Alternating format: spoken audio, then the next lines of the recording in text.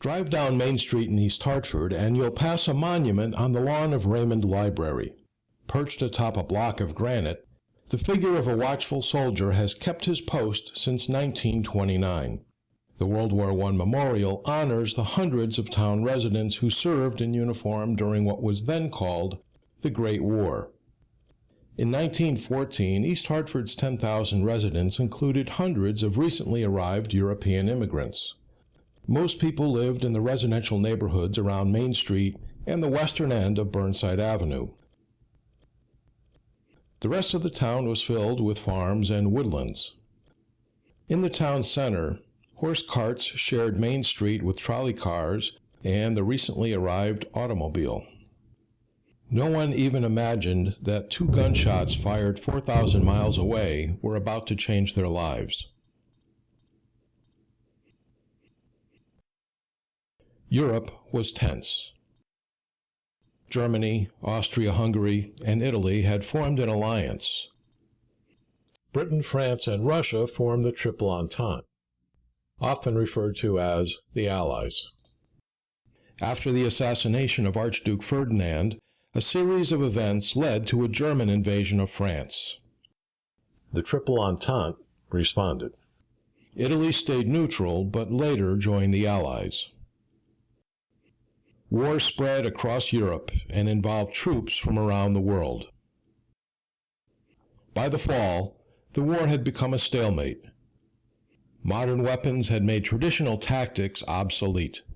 The machine gun made attacks across open ground costly. Unable to advance and unwilling to retreat, the opponents dug trenches protected by barbed wire. 2 fortified lines divided by open cratered fields, called no man's land. The living conditions could be terrible.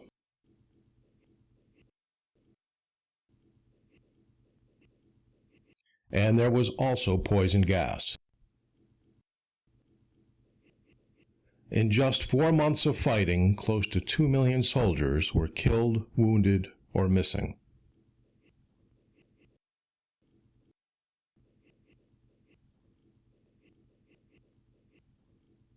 I didn't raise my boy to be a soldier. I brought him up to be my pride and joy. Who dared to place a musket on his shoulder to shoot some other mother's darling boy.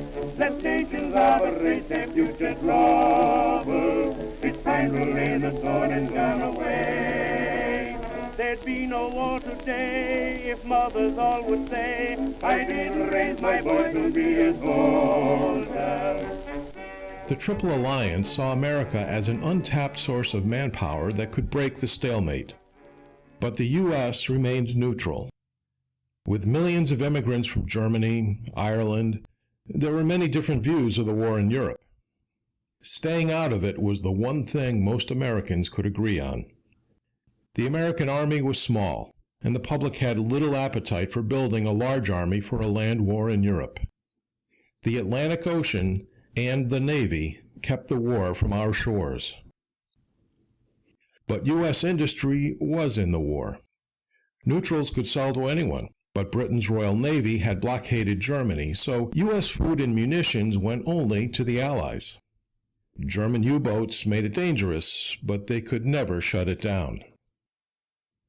Some people in the U.S. were anything but neutral. Former President Teddy Roosevelt wanted the U.S. to join with Britain and France against Germany. His close friend, Major General Leonard Wood, believed the country should begin building a larger army. They organized voluntary summer military training for civilians at Army camps across the country, including Plattsburgh, New York. J. Mitchell was a railroad telegraph operator who lived on Main Street. In July 1916, he completed the Plattsburgh course. 1 year later, he would put the training to use. Others went beyond preparedness. Throughout the war, men with ties to Britain joined up. Samuel Newton of Ranney Street was a 46-year-old railroad worker from Lancashire, England. With 9 years' experience in the British Army, he felt he had a patriotic duty to serve. He joined the Canadian Army. 21-year-old Alfred Lafferty of the Burnside section was with a unit of Canadian Railroad troops who were shipped to France. Rail lines moved men, supplies, even heavy guns. Fred survived some of the deadliest battles of the war: the Somme, Ypres, Vimy Ridge, Cambrai. John Curtin left town, enlisted in the British Army, and saw service in the Middle East. John McLennan, a carpenter, wanted to get in the fight. He became Gunner John McLennan of the Royal Siege Artillery. He made it to France. He's still there, a place called Arras. His name is on the East Hartford Memorial. There are 18 names, those who served and died. In 1916, the U.S. Army was mobilized for foreign duty, but not in Europe. When Mexican revolutionary Pancho Villa attacked the border town of Columbus, New Mexico, the U.S. sent a scratch force of regular and National Guard troops to the border. General John Pershing led the punitive expeditionary force, and most of the Connecticut National Guard went with him. Major George Rao from the Burnside section of town commanded an infantry battalion. Rao was born in Germany. His parents had immigrated to the U.S. when he was just a child. As a young man, he had served in the regular army. In 1909, he became an officer in the Connecticut National Guard. On the border, the regular and National Guard soldiers gained experience, and Major Rao became a seasoned and respected leader. As the new year began, diplomacy brought Pershing's Mexican campaign to an end. In Europe, the British tried to regroup after a series of futile offenses in the Somme. In the U.S., hostility towards Germany was growing. German submarines were attacking American ships, and there was evidence Germany had been conducting a secret campaign of sabotage on U.S. soil. Dozens of fires and explosions that damaged munitions factories, ships, and storage depots were believed to have been the work of German agents. National Guard soldiers protected key locations: railroad facilities, bridges, and war industries.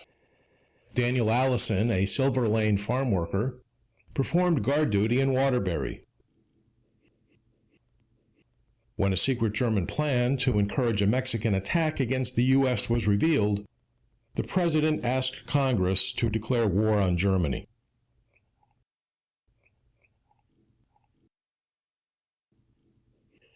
General Pershing was made commander of the American Expeditionary Force, the AEF. The U.S. had just 200,000 trained troops, less than Belgium had at the start of the war in 1914. Pershing wanted 1 million men.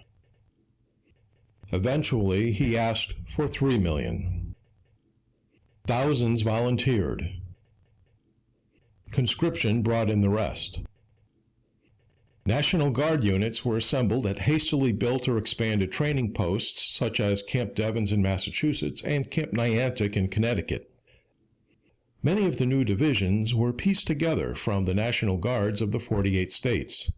One of these, the 26th Division, was established on August 22, 1917. It was nicknamed the Yankee Division because its soldiers came from each New England state. The 1st and 2nd Connecticut Infantry were combined as the 102nd Infantry Regiment. Major Rao commanded the 1,000 men of the 1st Battalion.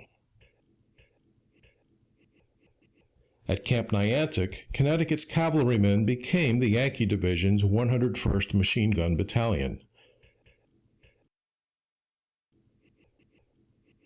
Many of its men were from East Hartford.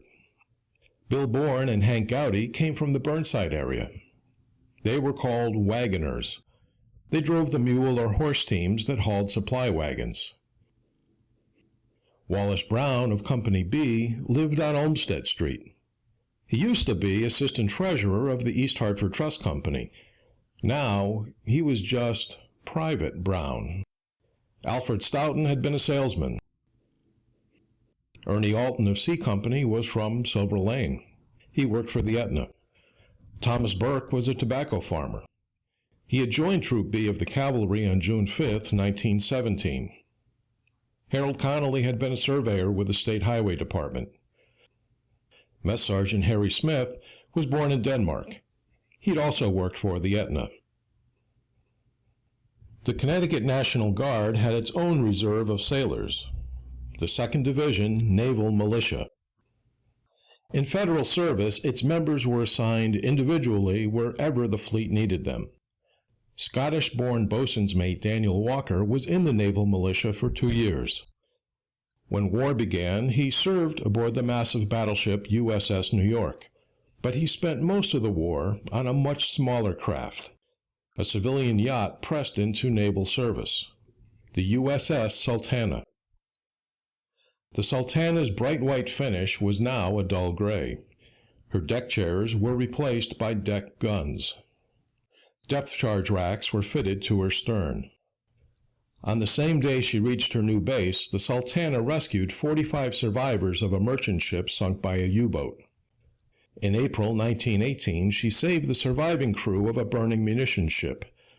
For his part in the rescue, Boatswain's Mate Walker received a commendation from the Secretary of the Navy.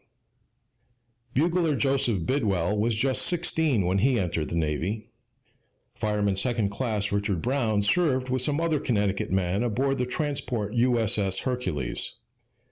Edward Johnson of Pitkin Street was on the battleship USS Oklahoma when she escorted President Wilson to the Paris peace negotiations after the armistice. Fireman 1st Class Albert Cadger's family lived on Darlin Street. He also served aboard a converted yacht, the USS Zarifa. She patrolled the waters around New York Harbor. Levi P. Morton Hickey was a 29-year-old attorney when he enlisted in the Navy. Back home, he was known as Judge Hickey of the East Hartford Municipal Court. He was assigned to the Pelham Bay Naval Reserve Training Camp in New York, a way station for many of East Hartford's Blue Jackets.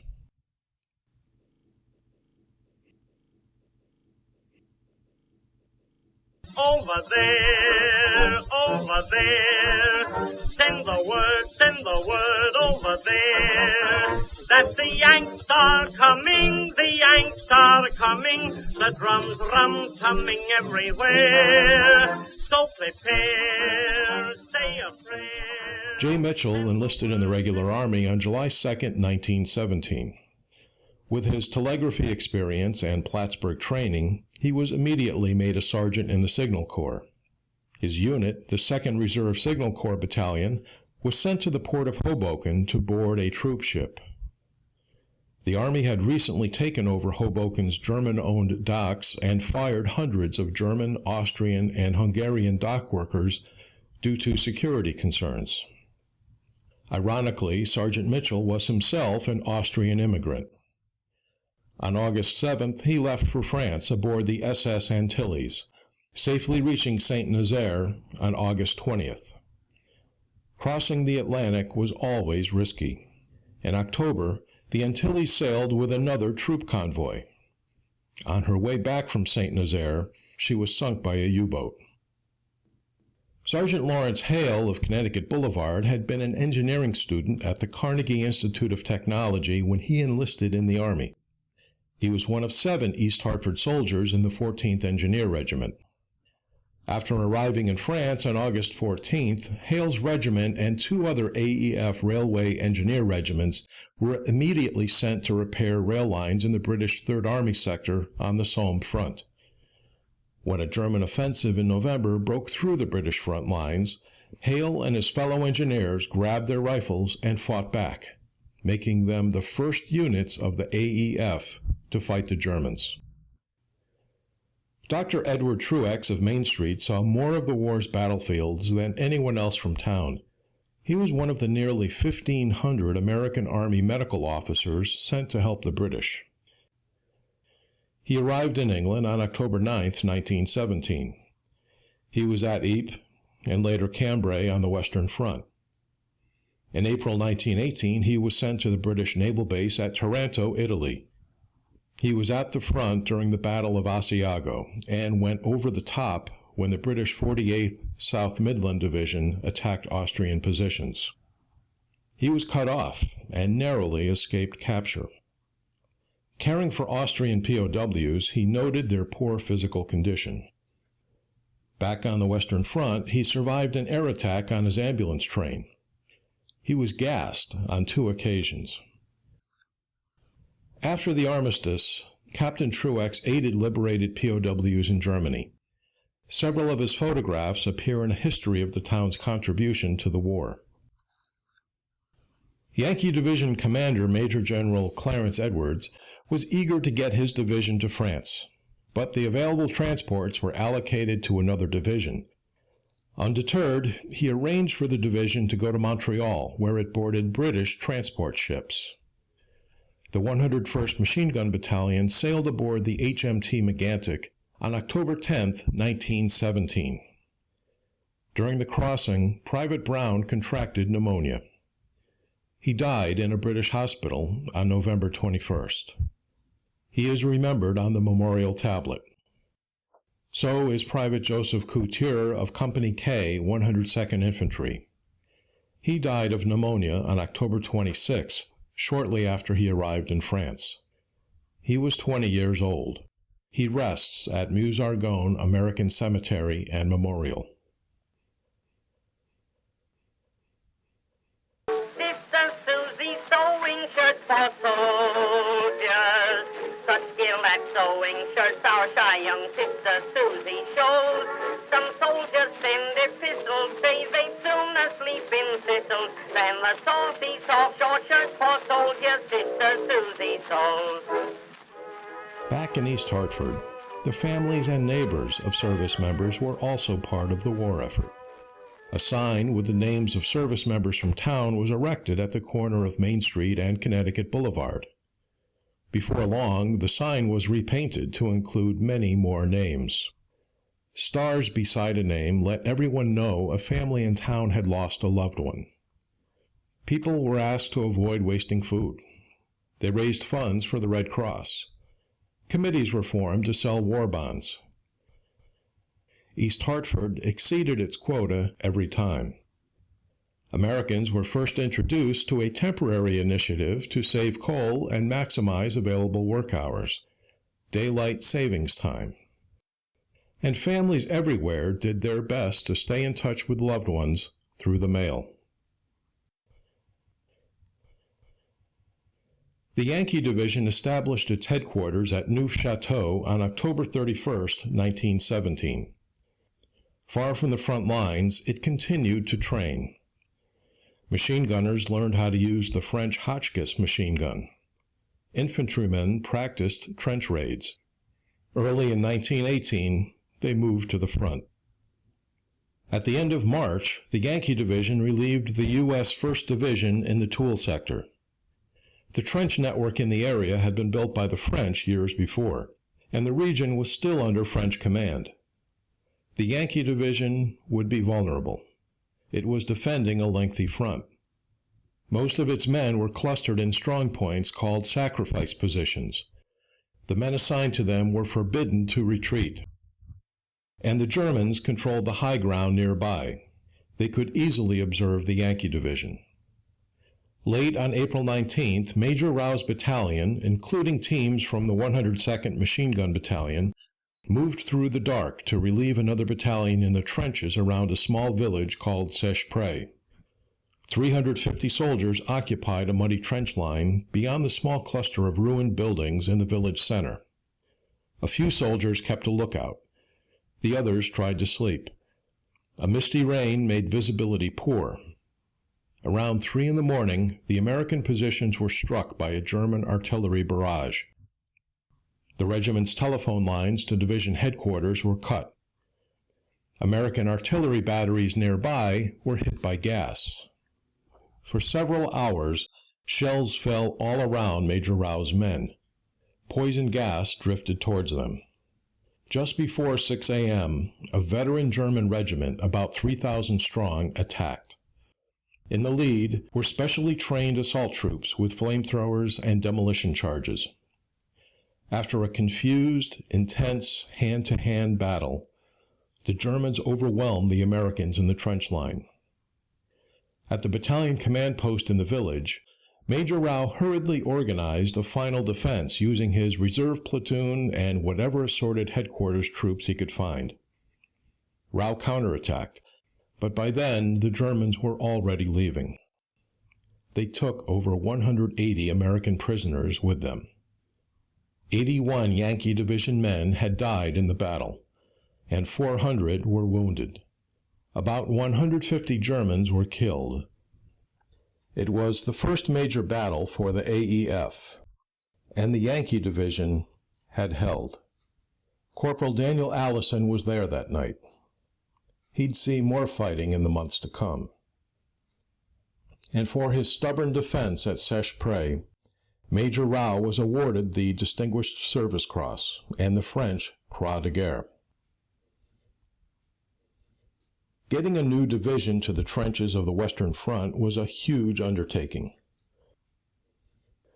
The first stop for new enlistees would be a training post like Camp Devens, where both the 76th and the 12th Divisions were formed. There, the recruits were outfitted, physically prepared, and trained in basic soldier skills. East Hartford's Jerry Sandamena and James Sabatin were born in Italy and were both stationed at Camp Devens. When the time came to move out, the doughboys boarded trains for embarkation ports where troop ships were waiting. The Army coordinated the overseas movements with the Navy. Cruisers and destroyers provided protection from U-boats and German surface raiders. Seaman 2nd Harold Hausman was from Brewer Street.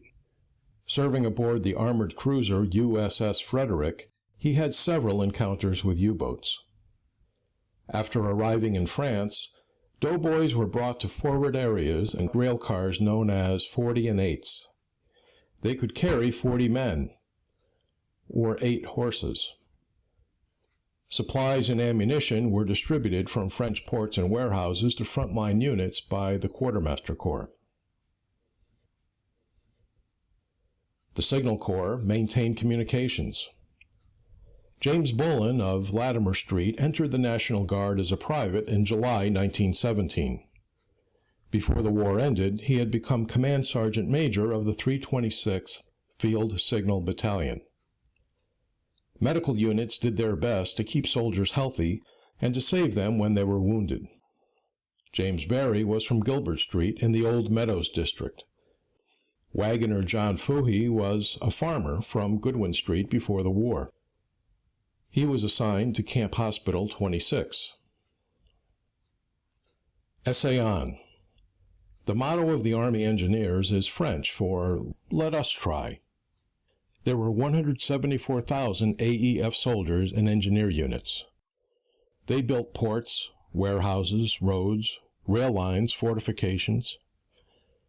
Roy Farnham of Main Street and Edward McKee of Burnside Avenue were assigned to division engineer battalions.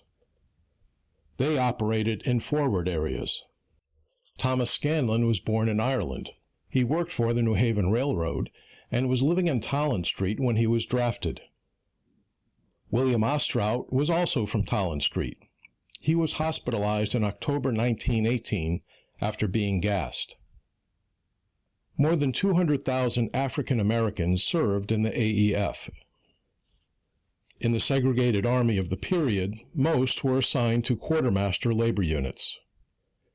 At least 2 African Americans from East Hartford served with the 20th Engineers, the largest regiment in Army history, with 30,000 soldiers. Private Charles Pounds worked for a tobacco farm on Silver Lane. Private Edward Sockwell had been a cook before the war. He lived on Latimer Street. World War I brought a new weapon to war, the airplane. The U.S. had no modern fighters of its own. The 13th Aero Squadron flew French Spad fighters over the Western Front. The ground crews kept the planes airworthy and combat ready. Private Thomas Agnew of Prospect Street was an ordnance man with the squadron. Lieutenant Warren Hale's father was the first editor of the East Hartford Gazette. Lieutenant Hale was a pilot. He was awarded the Order of the Golden Eagle by the Italians for his skill in the air. He later became a flight instructor in France. Sergeant John Yanner was also in the Air Service. Daniel McClellan was 51 when he joined the Navy. He was an experienced mechanic, and the new Naval Air Service needed men with technical skills. By the end of 1917, Germany had already lost 1.2 million dead. The Royal Navy blockade was strangling its war industries. There were food shortages, and thousands of doughboys were on their way. The German military knew they had one last chance for victory. In the spring of 1918, the German army began a series of desperate offensives. Each was stopped. In July, the Germans would attack one more time. The 76th Division had just reached France. Its infantrymen, mostly draftees from across New England, became replacements for other divisions. Its support units were sent wherever they were needed. Corporal Arthur Aldrich of Olmsted Street was with the medical support unit called the Sanitary Train. Private Raymond Williams of 535 Main Street was with one of its ambulance companies. So were Private Charles Lidstedt of Central Avenue and Private Joseph Hebenstreit. Their ambulances and the division's 4 field hospitals had arrived just in time. On July 15th, the Germans attacked the French and American defenses near the town of Chateau Thierry. Allied reinforcements, including the Yankee Division, rushed in and began to push them back. Mechanic Floyd Bates of the 102nd Regiment was a decorated veteran of the fighting around Toul. On July 20th, a gas barrage put him in the hospital for a month. 5 days later, German artillery wounded Corporal Connolly of the 101st Machine Gun Battalion. And another East Hartford man was also caught in an artillery barrage that day. Major George Rao, respected commander of the 1st Battalion, the hero of Seicheprey, was dead, killed by a German shell just a few miles from where he was born. He left a wife and young daughter. Corporal Jesse Moffett was an insurance clerk before the war. When he wasn't being shot at or gassed, Lawrence Moffett, as he liked to be called, put his civilian experience to work at the 102nd Regiment's headquarters, counting the countless tragedies of the Western Front. His reports went to division headquarters, and someone there added his numbers to the division's tally. During the week of July 18th through 25th, there were 4,108 Yankee Division men killed, wounded, gassed, or missing. Floyd Bates, Ernie Connolly, and George Rao were 3 of them. The First World War changed the role of women in the U.S. military. At the start of the war, there were 403 women in the Army Nurse Corps. By war's end, that number had grown to over 21,000. Dorothy Driscoll was a graduate nurse from Orchard Terrace. She became an Army nurse on December 31, 1917. She worked in evacuation hospitals in France.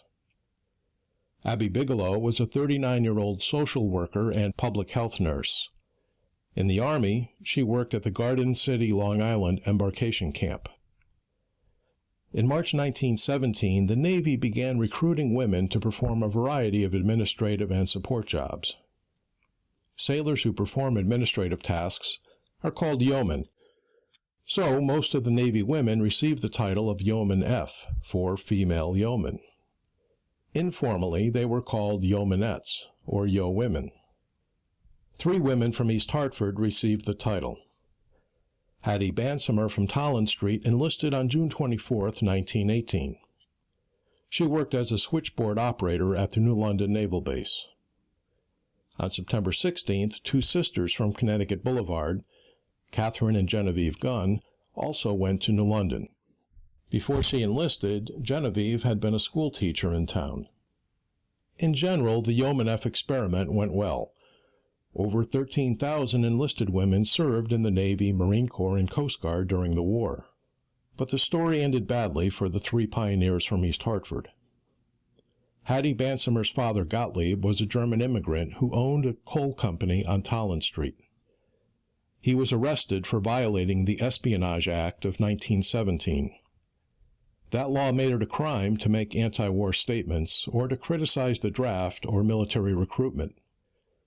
Several people testified that Gottlieb Bansimer had made pro-German statements. As a result, Yeoman F. Bansimer was discharged from the Navy on September 17, 1918, as undesirable. An even worse fate befell Yeoman F. Genevieve Gunn. Shortly after arriving in New London, she contracted influenza and was hospitalized. On October 3rd, she died. Her name is also on the tablet. Her older sister Catherine left the Navy 1 month later. The influenza pandemic that began in September 1918 sickened 500 million people around the world. Allies, enemies, soldiers, civilians. Between 50 and 100 million died. Many, like Yeoman F. Gunn, were young and healthy. Between September and November, 20 to 40% of U.S. military personnel were ill with flu or pneumonia. Stateside training camps were hard hit, but so was the AEF. Corporal Maurice Landers was an artilleryman with the 7th Division. He contracted pneumonia, and on September 16, 1918, he died. His family lived on Tolland Street. Over 1 million Army personnel became sick. 30,000 died in Army camps across the U.S. 700 soldiers died aboard Europe-bound troop ships. 5,000 naval personnel were also lost. Many of the service members whose names appear on the East Hartford Memorial died from illness.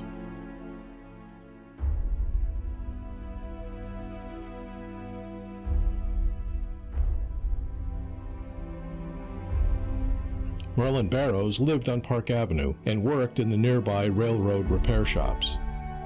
After returning home, he became ill, and on September 11, 1919, he died. Accidents claimed the lives of 2 town servicemen.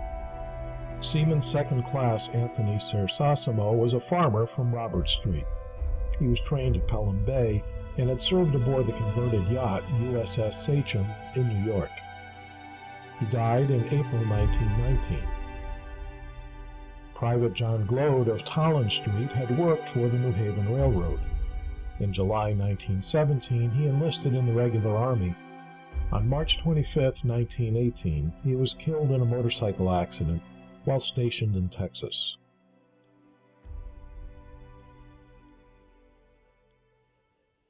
The 1918 offensives were a disaster for Germany. Nearly 650,000 casualties. Now it was the AEF's turn to attack. On September 26th, the AEF, now 1.2 million strong, launched attacks across the entire Meuse-Argonne region. Private Charles Bansimer had been a tobacco farmer from Forbes Street. Now, he was with the artillery of the 35th Division, a Kansas-Missouri National Guard unit. On the eve of the attack, his battery joined 4,000 AEF guns as they shelled German positions.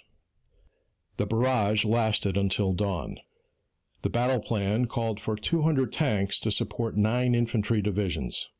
It was tough going. The terrain was rugged. A ground fog reduced visibility. Tanks broke down. The AEF made progress, but at a price. The inexperienced 35th Division became badly disorganized. It took heavy casualties and virtually fell apart. The fighting continued for weeks. It rained. Influenza and pneumonia took its toll. So did the Germans. Corporal Samuel Olive was wounded in action on the first day, hit by machine gun fire. He spent a month in the hospital. Private Michael Scanlon was a replacement who joined the 102nd Machine Gun Battalion in July 1918. He survived the Meuse-Argonne without being wounded, but he was gassed. Arthur Goulet was living on Village Street with his wife and 9-year-old son when he was drafted on April 30th, 1918. He was assigned to the 113th Regiment of the 29th Division, a National Guard unit from Maryland and Virginia. On October 15, 1918, Private Goulet was killed in action during the Meuse-Argonne offensive. Some records list him as a resident of Holyoke, Massachusetts, which may explain why his name does not appear on the memorial tablet. Ernie Alton was wounded by a shell on October 23rd. He survived. Con Connolly had been out of the hospital since August 24th, but on October 28th he was gassed. He'd be back in the hospital for a month and a half. Hank Gowdy was gassed on October 29th. Lawrence Moffett was gassed at Verdun. For 47 days, the AEF battled its way through the Meuse-Argonne. Behind them, more divisions were arriving. More convoys were crossing the Atlantic. And tens of thousands of young men were in training camps getting ready to join them in France. In front of them, the German army was in retreat. Germany was defeated. At the 11th hour of the 11th day of the 11th month, the guns of the Western Front fell silent. The fighting that had taken so many lives had ended. It is estimated that over 16 million people died worldwide as a result of World War I. Of those, about 10 million were combatants. Almost 120,000 U.S. service members lost their lives. Before long, the soldiers who were training at Camp Devens and the sailors at Pelham Bay packed their gear, boarded trains, and came back to East Hartford. The 12th Division was never sent overseas. From across the ocean, aboard crowded troop ships, the doughboys of the AEF came home. On April 30th, 1919, Hartford held a welcome home celebration for the local men of the Yankee Division. That's Corporal Ernie Alton on the far right. Dr. Truax resumed his medical practice. He helped to establish an American Legion post in town. He was a driving force behind the World War I Memorial, which was dedicated in 1929. He raised a family and even found time to teach first aid to the Boy Scouts of Troop 1 at First Congregational Church. Catherine Gunn returned to the family home. She and her 2 surviving sisters were East Hartford school teachers for many years. 1 month after she was discharged, Hattie Bansomer asked to rejoin the Navy. Her request was denied. However, a review of her case determined there was no evidence that she had been disloyal. She was granted an honorable discharge in 1919. The Navy discontinued the Yeoman F classification in 1920. The women who had enlisted were discharged. Storekeeper Hickey went back to being Judge Hickey. Charles Bansomer continued to grow tobacco. And Lawrence Moffett went back to insurance work. Had a family. He was married to his wife Flora for 75 years. On February 7, 2004, he died at the age of 106. Today, the Doughboys are all gone. But their legacy lives on.